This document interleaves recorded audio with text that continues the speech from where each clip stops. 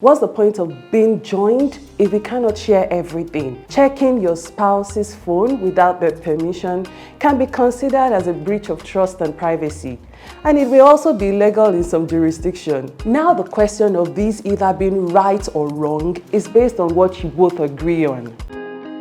Manners on the go. Welcome to Manners on the Go. It's been a minute. I hope you've been keeping your cool, and I hope you're minding your manners as well. I appreciate the constant support and commitment. If you've been following me for some time, you're welcome again. And if it's your first time today, you are in the right place. You're most welcome. So, what's the argument all about? What's the point of being joined if we cannot share everything? Why stay together if we cannot consistently build and sustain the trust between us? You see this table I'm about to shake? I sincerely hope we don't shatter it. With recent events flying in the news, indeed, when the purpose of a thing is not known, abuse is inevitable. So let's just cut right to the chase. Here is what I'm not here to do. I'm not here to impose my ideology or anyone, but to state in clear terms why this should be one of the most important conversations to have before you say the words "I do," and how a marital affair can be affected if otherwise.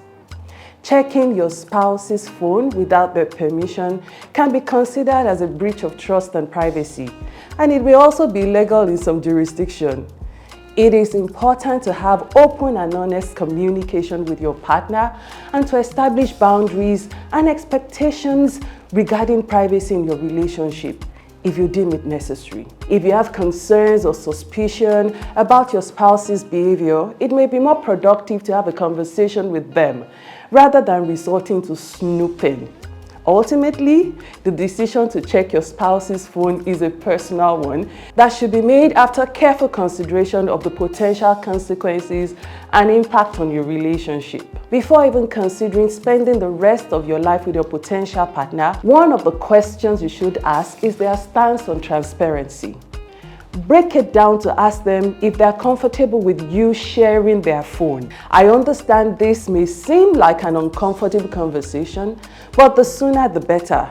If their take on transparency in marriage is different from yours, then you both may have to revisit your reason for choosing each other and come to an agreement. We both agree that no relationship can be sustained without trust, which is important for each individual in a relationship to work at sustaining the trust always. There isn't smoke without a fire. If your partner has always trusted you and all of a sudden they begin to get suspicious of you and choose to snoop around, it is probably because you've given them one or more reasons to. And if there isn't anything to hide, then you won't be defensive when they request a reassurance. So instead of becoming defensive, find better ways to work on making sure they don't doubt your loyalty towards them.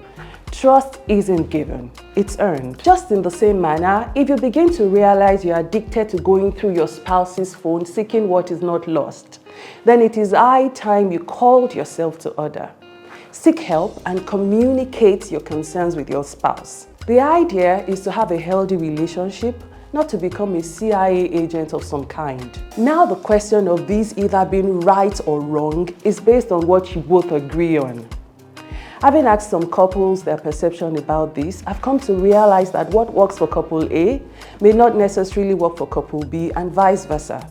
However, you should know that in a matter of time, things get to change as you both stride the hierarchy of your marital relationship, which may bring you to revisit certain discussions. So you both need to be completely open to communication and compromise. If not so, the trust you think exists may begin to find its fault. To sustain the trust of your relationship, it is advisable not to ignore each other's pain, suspicion, and request for reassurance because we are human and we are bound to change. This makes even our decisions change at any point in time. So really, the question brewing in your mind is, why can't I check your phone? Or why should I check your phone? This is a question for you and your spouse to sit and decide on just how to react to. It is important to recognize that privacy is an essential aspect of a healthy relationship, and trust forms the foundation of a strong bond between partners. Remember, according to Thich Nhat Hanh, You must love in such a way that the person you love feels free. Ask yourself, is my partner free enough to check my phone without becoming defensive or secretive? Or can my partner trust me enough with their phone to drop it anywhere they like without getting attacked? Now, someone may be curious, TBC, do you snoop around Mr. Bc's phone? My answer is no, and this is my reason. I just believe that engaging in this snooping behavior can lead to a loss of respect from my partner. I feel that he may view the act as manipulative and dishonest, undermining the mutual respect necessary for a healthy relationship. I do not want to build a cycle of distrust. If I snoop on my spouse's phone, he may feel justified in doing the same to me, thereby perpetuating a cycle of distrust and invasion of privacy. I don't want that.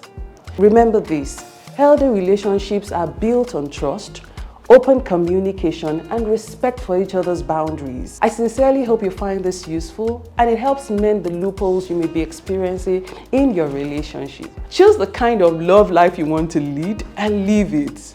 Let me know what you think. Don't forget to like and share this with anyone that you feel needs to hear it. If you haven't subscribed yet, it's a good time to do so. Goodbye. Manners on the go.